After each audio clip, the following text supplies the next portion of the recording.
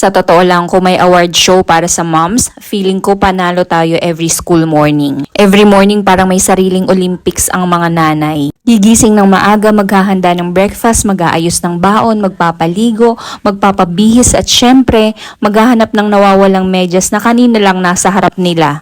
Tapos may bonus round pa, Mami, project pala today, 5 minutes before umalis.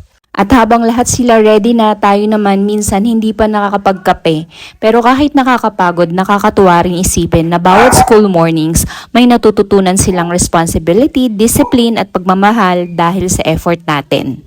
Kaya sa lahat ng moms na nakakasurvive sa morning rush araw-araw, congratulations! You deserve a gold medal, a trophy, at least isang mainit na kape na hindi lumalamig. Because being a mom every school morning is not just a routine, it's a superpower.